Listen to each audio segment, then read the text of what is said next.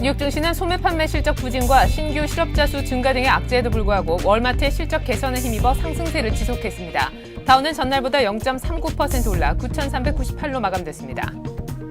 한편 유럽 주요 증시도 이틀 연속 올랐습니다. 독일과 프랑스의 2분기 GDP가 깜짝 증가세를 보인 점이 호재로 작용한 가운데 영국은 10개월 만에 최고치를 나타냈습니다. 필립 골드버그 대북 제재 조정관이 이끄는 미국 대북 제재 전담반이 다음 주 한국을 비롯해 일본, 싱가포르, 태국 등 아시아 국가들을 연쇄 방문할 계획이라고 미 국무부가 발표했습니다. 지난 3월 30일부터 북한에 억류돼 있었던 현대아산근로자 유성진 씨가 억류된 지 137일 만에 전격 석방됐습니다. 현장은 현대그룹 회장의 평양 방문을 계기로 유시 문제가 해결됨에 따라 남북관계는 개선의 기회를 맞을 것으로 보입니다. 안녕하십니까. 이슈의 마켓의 최린나입니다. 간밤에 뉴욕 증시가 이틀째 상승세를 지속했습니다. 다우가 0.4% 가까이 올라 9,398로 장이 종료가 됐는데요. 기대를 모았던 7월 소매 지표는 부진했지만 유통업체 대장주인 월마트 2분기 실적이 어닝 서프라이즈 수준을 기록하면서 이를 상쇄시키는 모습이었는데요. 이밖에 억만장자인 존 폴슨의 뱅크 오브 아메리카 주식 매집 소식 역시 투심에 도움이 되는 모습이었습니다. 보다 자세한 글로벌 증시는 전문가와 함께 알아보도록 하죠. 리딩 투자증권에서 이인규 연구원 나오셨습니다. 안녕하세요. 네, 안녕하세요. 네, 뉴욕 증시가 이틀째 올랐는데 월마트 효과가 대단했던 것 같아요. 예, 맞습니다. 금일 미 증시는 장 초반 발표된 지표들의 악재에도 불구하고 월마트 호재로 인해 상승 출발하였습니다. 지표들의 우려가 다시 반영되면서 하락과 상승을 반복하면서 결국 상승 반전 마감하였습니다.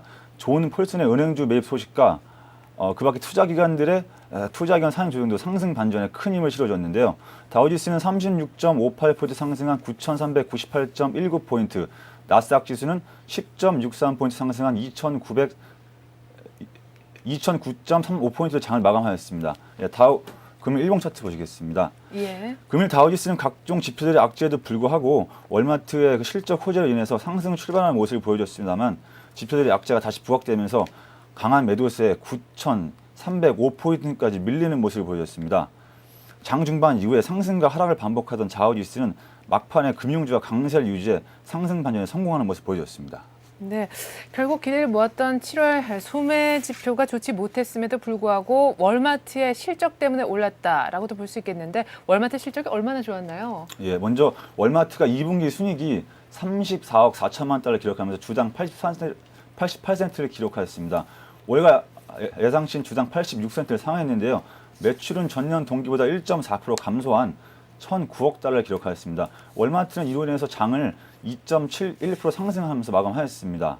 두 번째로 뱅크 오브 아메리카는 억만장자인 존 폴슨이 그 주식을 대량 매입했다는 소식으로 인해서 6% 이상 올랐습니다.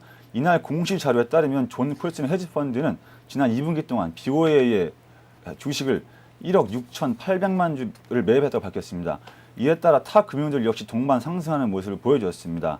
예, 세 번째로 전문가들이 그 델과 애플, 홈디포에 대한 투자 의견을 상향 조정했는데요. 이로 인해 갖고 델은 3.25%, 애플은 1.88%, 홈디포는 1.76% 하면서 장 상승을 전반적으로 견인하는 모습을 보였습니다. 네 번째로 파산이익에 몰려있는 CIT 그룹이 금융당국에 그 자본 및 유동성 관리 계획을 앞으로 15일 이내로 제출하는 데 합의했다고 밝혔습니다. 신용 리스크 관리 계획과 대출과 임대 손실 관련 충당금 적립 시스템에 대한 검토서도 60일 안에 제출할 계획이면서요. 75일 이내 CIT 그룹의 재정 상황을 개선할 수 있는 사업 계획을 제출하여 이제 앞으로 경영과 회사의 지배 구조를 강화할 조치에 대한 밑그림도 구상해야 한다고 발표했습니다. 이로 인해서 CIT 그룹은 13.28% 상승하는 모습 보여줬습니다. 네, 여러 가지 호재들 한번 들어봤습니다. 월마트의 2분기 실적 그리고 은행주가 견조했다는 소식도 함께 들어봤는데요. 자, 7월 소매 지표가 부진했다는 소식 앞서서 간단하게 이제 말씀을 드렸는데 이 밖에 여러 가지 지표들 좀 혼조되는 양상을 보였습니다. 먼저 7월 소매 지표 관련해서 정리부터 해주시죠. 예, 먼저 미국의 7월 소매 판매가 고용에 대한 불안과 임금 상승 제한으로 이제 시장 예상을 깨고 3개월 만에 처음으로 하락하여서 0.1% 감소하는 모습을 보여주었습니다. 자동차를 제외한 소매 판매는 0.6% 감소하였고요. 그다음에 백화점 판매는 1.6% 감소하면서 올 들어 가장 큰 폭의 감소세를 기록하였습니다. 두 번째로 미국의 7월 수입 물가가 6개월 만에 처음으로 하락했는데요. 원유와 화학 제품, 천연가스 등의 가격 하락하는 데 따른 것이 풀이되고 있습니다. 노동부가 발표한 7월 수입 물가가 전달 대비 0.7% 하락했다고 밝혔습니다. 이는 블룸버그 예상치 0.5% 하락보다 큰 폭이라고 지금 시장에 나와 있습니다. 미국의 지난주 신규 실업수당 청구수가 감소할 것이라는 예상을 깨고 증가세를 나타냈습니다. 미국 노동부는 지난주 신규 실업수당 청구수가 전주 55만 4천 명보다 증가한 55만 8천 명을 기록했다고 밝혔는데요. 그러나 6주 연속 60만 명은 지금까지 하회한 것으로 지금 나타나고 있습니다. 그 다음으로 미국의 7월 주택 압류 건수가 또다시 사상 최대를 기록했는데요. 미국의 7월 주택 압류 건수는 전년 동기 대비 32% 급증한 36만 채를 기록하면서 또다시 사상 최대를 경신했다고 밝혔습니다. 전월 대비로는 7% 증가한 것인 7% 증가 수치입니다. 네. 그 다음으로 상무부가 발표한 6월 기업 재고가 전월 대비 1.1% 줄어든 1조 3,500억 달러 나타났다고 발표했습니다. 6월 기업 판매는 0.9% 늘어난 9,758억 달러 집계됐는데요. 기업들은 재고가 감소할 경우에 생산을 늘리기 시작해 경기 회복을 견인하게 되므로 기업 판매 증가는 경기 후퇴가 끝나거나 이제 거의 끝나고 있다는 또 다른 증거로 해석되고 있습니다. 네, 그래요. 재고가 감소하는 것이 사실상 기업들의 허리졸라매기, 즉 구조조정에 의한 비용 절감 때문에 이루어진 것이라면 의미가 좀 적겠지만 판매 증가로 인한 것이라면 분명 의미가 있어 보인다라고 생각이 되네요. 자, 이렇게 해서 여러 가지 지표들도 한번 알아봤는데 이번 주 기대를 모았던 일단 FOMC 회의 결과도 그런대로 시장 예상치라는 결과를 내놓았고 이제는 간밤에 있었던 또 7월 소매 지표까지 한번 여러 가지 이번 주에 커다란 어떤 쓰나미들은 지나갔다라고 보여지는데 다음 주에는 또 어떤 일정들이 기다리고 있습니까? 예, 금주 월요일에서 목요일 현재까지 그 미국 주식시장과 경제지표는 대부분 혼조세를 띈 가운데 내일과 다음 주에 눈여겨갈 경제지표를 말씀드리겠습니다. 우선 내일 발표된 산업생산이 0.4%로 지난해 발표는 지난해 발표는 마이너스 0.4%보다 양호할 전망이고요. 미시건대 소비자 심리 평가 지수가 69로 지난 66보다 상회할 거라고 전망하고 있습니다. 다음 주에 발표될 이제 주요 지표 보시겠습니다. 17일 날 제조업 지수가 2.2로 이전치 마이너스 0.5에 크게 상회할 모습을 보여주고 있고요. 18일 날 발표될 주택 창고 건수가 59만 8천 건으로 지난주 56만 3천 건을 상회할 거라고 지금 전망하고 있습니다. 그다음에 18일 날 건축 허가가 발표되고요. 20일 날 기존 주택 판매 역시 전망치를 상회할 예상입니다. 실제 발표치가 나타나야만 하지만은 지금까지 이제 이렇게 지표를 보시면 대부분 전망치가 이전치를 상회하는 모습을 보였습니다. 주로 이제 주택 관련된 지표들이 이제 좋은 모습을 보여줄 거라고 예상하는데요. 다음 주 이제 경기 지표가 발표되는 모습을 한번 지켜봐야 될 것 같습니다. 네, 잘 알겠습니다. 최근 들어서 지표들이 전망치를 모두 다 상회하는 좋은 모습을 보여주기 때문에 다음 주에서도 지표 쪽에서 또 호재가 나오길 기대하겠습니다. 자, 이렇게 해서 뉴욕 증시 관련한 이슈들은 간단하게 한번 살펴봤고요. 유럽 증시 마감 상황도 살펴봐야 될 텐데 역시나 강세로 끝이 났어요. 독일과 프랑스 쪽에서는 호재도 있었다고요. 예. 우선 독일과 프랑스 경제가 지난 2분기 예상을 뒤엎고 플러스 성장세를 기록했다는 소식이 큰 호재를 작용했는데요. 영국 프루덴셜 이 전문가 예상을 상회한 실적도 발표하면서 11% 급등하면서 마감하였습니다. 영국 증시는 0.82% 상승한 4,755.46포인트, 프랑스 지수는 0.49% 상승한 3,524.39포인트, 독일 지수는 전날보다 0.95% 상승한 5,401.11포인트로 장을 마감하였습니다. 네, 그렇군요. 네, 역시나 미국의 7월 소매 지표가 부진했지만 독일과 프랑스의 GDP 호재 때문에 유럽이 강세 마감됐다라는 소식 한번 들어봤습니다. 끝으로 국제유가 움직임도 전해주시죠. 예, 뉴욕 유가는 미국 달러화가 약세를 보인 데다가 유럽 주요 국가들 경제 지표가 호재를 나타난 상승 마감하였는데요. 9월 말 WTI는 전날보다 배럴당 36센트 오른 70.52달러의 장을 마감하였습니다. 전문가들은 미 달러가 지속적 약세를 보인다면 유가가 계속 상승할 거라고 보일 것으로 예상하고 있습니다. 이상입니다. 네, 잘 들었습니다. 이렇게 해서 오늘 글로벌 증시는요. 리딩 투자증권 이인규 연구원과 함께 알아봤습니다. 말씀 고맙습니다. 네, 감사합니다.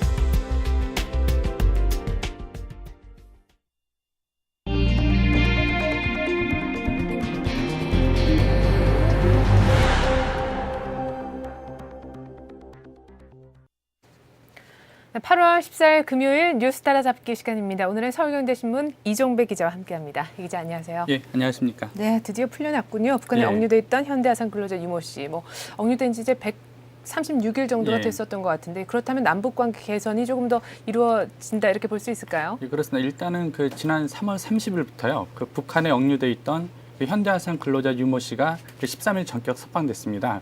억류된 지 136일 만인데요. 미국 여기자 석방에 이어서 육시 석방으로 북한의 태도가 180도 변한 듯한 양상이 나타나고 있는데요. 일단 이 같은 북한의 태도 변화는 국제사회 대북 제재 국면을 타개하려는 전략으로 좀 이해되고 있습니다. 우리로서는 실타래처럼 얽힌 이제 금강산 관광 재개와 개성공단의 현안이 있지 않습니까? 현재로서는 이런 현안들에 대해서 긍정적인 영향을 미칠 것으로 예상되고 있는데요. 하지만 북한이 워낙 개성공단 등의 문제에 대해서 특별한 입장 변화를 내놓지 않고 있어서요. 현재로서는 어떻게 흘러갈지 속단하기 어려운 것 같습니다. 그렇다면 우리 정부 입장은 궁금한데요. 어떤 예. 생각을 갖고 있습니까? 일단 우리 정부의 공식 입장은요. 유씨 석방으로는 부족하다는 게 공식 입장인 것 같습니다. 예. 정부는 억류된 유씨의 석방을 남북 관계의 큰 진전으로 보면서도요. 남북 관계가 개선되려면은 추가 조치가 있어야 한다 이런 입장을 밝히고 있거든요. 예. 억류자 석방은 인도적 차원에서 당연한 일이고요. 또 최근 이제 기강 보장으로 북한에 피납된 연안호 선원들 있지 않습니까? 네. 연안호 선원들도 모두 석방돼야 한다는 입장을 밝혔습니다. 또 청와대 기류 역시요. 남북 관계 지청과 북핵 문제로 포함한 한반도 평화 정착 이슈는 북한의 명백한 태도 변화가 우선이다 이런 쪽에 무게를 싣고 있거든요. 네. 정부 한 관계자 멘트를 보면요. 북한이 핵포기를 선언하고 육자회담에 다시 나오겠다는 식의 어떤 구체적인 태도 변화가 없다면은 한미 간 대북 압박 정책 기조는 당분간 그대로 유지될 거다 이런 입장을 밝혔습니다. 이런 가운데 현정은 현대그룹 회장이 오늘 귀환하지 않습니까? 네. 오전에 이제 김정일 위원장 면담을 하고요. 오후에 귀환하게 되는데요. 과연 현정은 회장이 어떤 선물 보따리를 갖고 올지도 관심을 모으고 있습니다. 예, 이미 유 씨라는 커다란 선물을 보내줬는데 추가로 네. 어떤 보너스를 들고 올지도 한번 기대를 해보도록 하겠습니다. 자, 다음 소식 보죠. 생활 물가가 요즘 급등하고 있다는 소식입니다. 얼마 전에 커다란 또 장마가 한 차례 지나갔었는데 때문에 상추값이 지금 58% 이상이나 오른 상황이고요. 휘발유 값도 지금 계속해서 상승을 하고 있습니다. 물가가 경제 부담으로 작용하진 않을까 걱정이 되는 시점인데요. 그렇습니다. 이른바 생활 물가가 많이 오르고 있는데요. 네. 통상적으로 저희가 장바구니 물가 이런 표현을 쓰는데요. 예. 농산물 가격이 폭등하고 있는 데다 또 전세 가격도 많이 오르고 있지 않습니까? 네. 또 최근에 이제 국제 유가가 급등하면서 휘발유 값도 오르면서요. 전반적인 생활 물가가 고공행진을 이어가고 있습니다. 우선 농산물 가격이 예사롭지 않은데요. 일부에서는 에그플레이션, 에그인플레이션 이런 얘기도 나오고 네. 있는데요. 농수산물 유통공사 자료에 의하면은 최근 한 달간 상추값이 무려 58.9% 올랐습니다. 네. 깻잎도 40.6%나 올랐고요. 토마토와 양파도 10% 이상의 높은 물가 상승률을 기록하는 등 농산물 가격이 크게 급등을 했는데요. 또 이런 가운데 전세값은 이제 고공행진을 이어가면서 일부에서는 전세자 라인이 올 수 있다.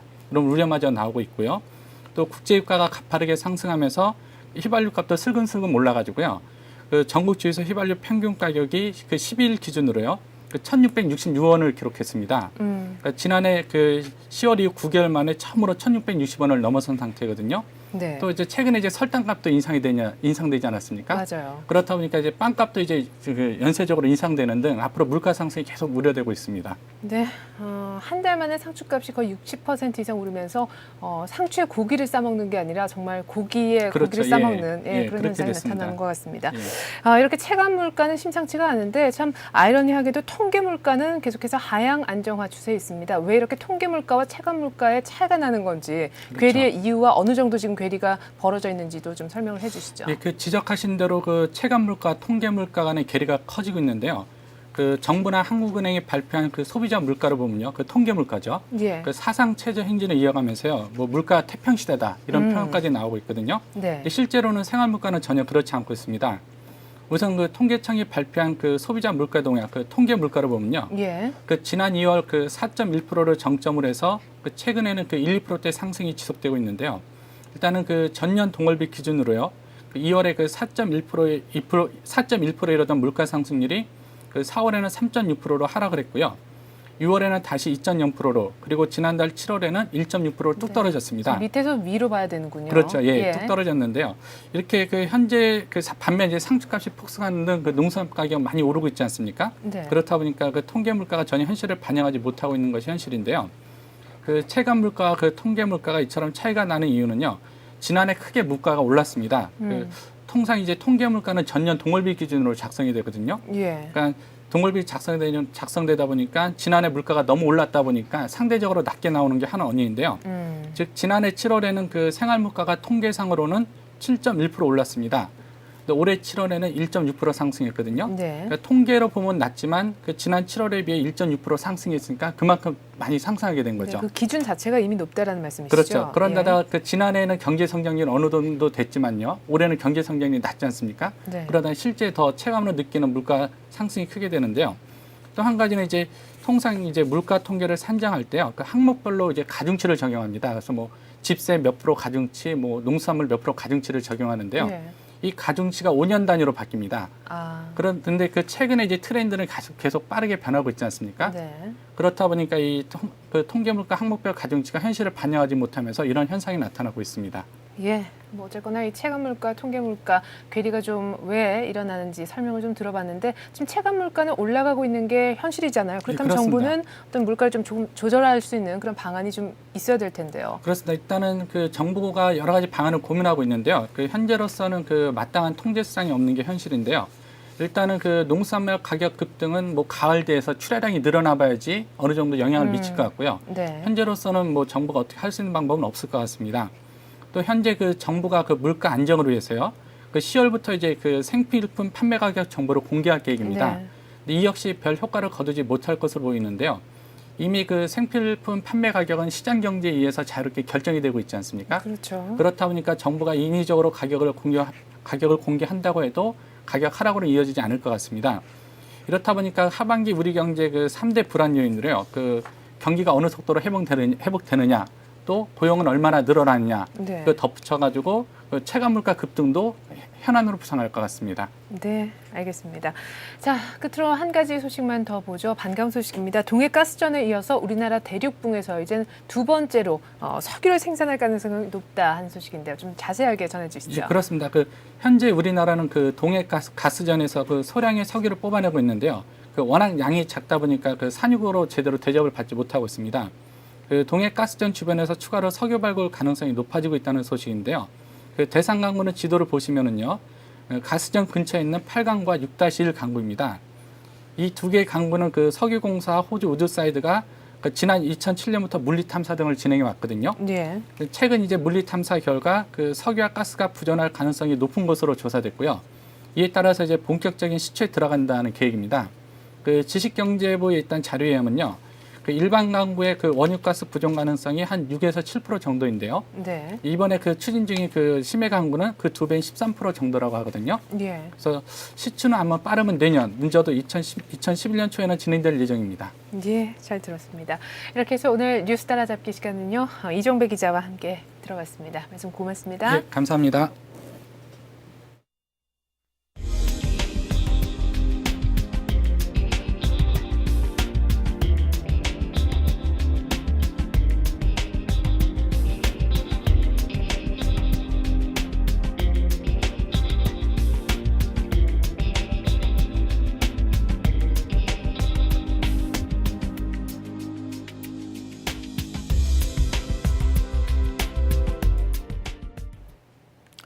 네, 간밤에 열린 뉴욕 증시가 이틀째 상승으로 마무리가 됐습니다. 다우는 0.39% 상승, 0.4% 가까이 올라서 9,398을 기록하고 끝났는데요. 기대를 모았던 7월 소매 판매가 예상 밖의 부진한 모습이었습니다.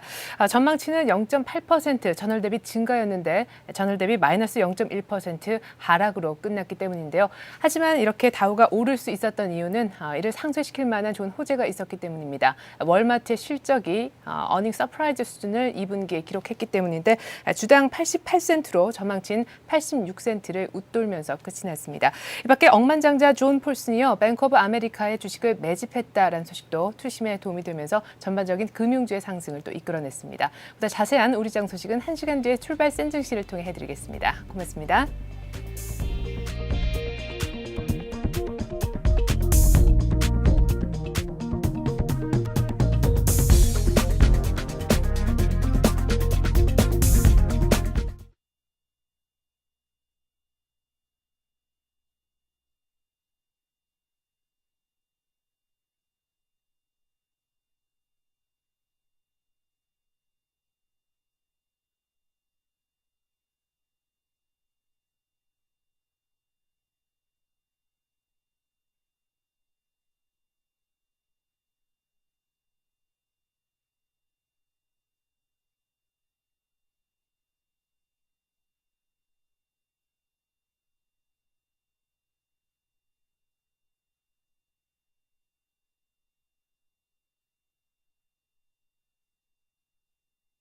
이 학자금 정책에 따라서 이 보증에 따른 이 예산만 약 1조 5천억 원 규모가 다시 들어갈 것으로 현재 이제 내다보고 있습니다.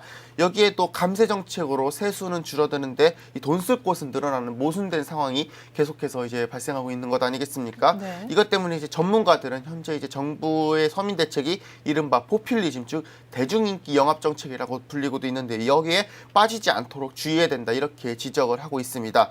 이 서민을 위한 재정 투자는 물론 좋은 현상이지만 조금 더 정교하게 다듬어서 좀 부작용을 최소화하고 또 세입에 대한 고민도 반드시 뒤따라야 한다, 이렇게 지적을 하고 있습니다. 네. 자, 끝으로 이번 주 주요 일정 살펴볼 텐데요. 자, 논란이 되고 있는 그 기업형 슈퍼마켓 문제를 먼저 좀 얘기를 하겠습니다. SSM이라고 하죠. 최근에 대형 유통업체 그리고 영세 상인 간의 갈등이 이것 때문에 첨예화되고 있다는 지적이 끊임없이 나오고 있는데요. 새로운 해법이 제시됐다고 합니다. 가맹점 체제를 도입한다라는 것이 그것이라고요. 구체적으로 좀 설명해 주시죠. 이 SSM을 두고 이 대형 유통업체들과 이제 영세 상인들과의 갈등이 계속되고 있는데요. 업계 일각에서는 이제 최근에 가맹점 체제를 도입하자는 논의가 나와서 주목이 되고 있습니다. 논리는 간단합니다. 지금의 이제 SSM은 본사 직영으로 운영이 되는데 이것을 이제 지역 자영업자들의 프랜차이즈 사업장으로 전환하자, 이러한 이야기입니다. 네. 유통업계에서는 이러한 방식을 도입할 경우 이제 영세 자영업자들이 좀 대기업의 선진화된 기법과 또 물류 시스템을 통해서 수익성을 높이고 있을 것이라고 주장을 하고 있습니다. 반면에 이제 영세 상인들은 이 같은 유통업체 주장에 반기를 들고 있는데요. 결국 아무리 프랜차이즈 전환을 해봤자 결국 대기업들에게만 이익이 돌아간다는 것입니다. 중소상인들에게 결코 도움이 되지 않는다는 것이죠. 네. 그러나 한편에서는 이제 지금과 같은 이제 무조건적인 갈등보다는 좀 해결의 실마리를 어느 정도 찾아가야 되지 않느냐, 이러한 목소리가 점차 커지면서 좀 이 같은 대안에도 어느 정도 주목할 필요가 있다, 이러한 좀 지적들이 나오고 있는 상황입니다. 네. 자, 끝으로 드디어 이번 주 주요 일정 한번 챙겨보도록 하겠습니다. 최근 들어서 원달러 환율이 계속해서 내리막길을 걷고 있는 와중에 이번 주에는 또 외환 보유액 발표가 자리를 하고 있어서 눈길을 끌고 있지 않습니까? 네, 그렇습니다. 뭐 당장 이제 이번 주 주목할 만한 지표를 좀 살펴보면요. 뭐 한국은행이 당장 7월 말 기준으로 해서 외환 보유액을 발표를 합니다. 현재 뭐 2,700억 달러가 연내 도달할 것이다. 네. 뭐 또 이제 장기적으로는 3,000억 달러까지 외환 보유고가 증가할 것이다. 이러한 좀 전망들이 앞다퉈 나오고 있으면서 이 외환 시장 안정에 힘입어서 과연 보유고가 상당 부분 어느 정도 늘어났을 것인가, 이러한 부분에 좀 관심이 초점이 맞춰지고 있습니다. 또 오늘 이제 기획재정부가 소비자 물가 지수를 발표를 합니다. 이 정부 같은 경우 전년 동월 대비 약 1%의 상승률을 기록해서 좀 안정적인 상승률을 보일 것이다, 이렇게 내다보고 있습니다. 또 해외 지표 중에서는 방금 뭐 좀 전에 살펴봤다시피 미국의 고용 지표에 관심이 끌어지고 있고요. 또 이제 유럽 중앙은행이 6월 기준금리 6일에 대해서 기준금리를 발표를 합니다. 또 시스코나 P&G 등 기업들의 실적이 또 이번 주에 예정돼 있습니다. 이 무엇보다도 이제 중요한 것 다름 아닌 휴가가 아니겠습니까? 네. 정부도 이번 주에 휴가에 들어갑니다. 이명박 대통령이 오늘부터 6일까지 휴가를 들어가고요. 또 윤중현 기획재정부 장관을 비롯해서 각 부처 장관들도 이제 여름 휴가 이번 주 좀 대부분 들어간다고 합니다. 뭐 하반기 개각과도 또 참모진 개편 현재로서는 예정되어 있지 않습니까? 네. 이 과연 휴가 기간 중 이 대통령을 비롯해서 각부 장관들 과연 어떠한 전국 구상을 이뤄낼 수 있을지, 또 어떠한 정책들을 좀 하반기 큰 그림을 그려낼 수 있을지 좀 관심이 모아지는 대목입니다. 네, 잘 알겠습니다. 자, 이렇게 해서 오늘 뉴스 따라잡기 시간은 서울경제신문 이상훈 기자와 함께했습니다. 이 기자 말씀 잘 들었습니다. 고맙습니다.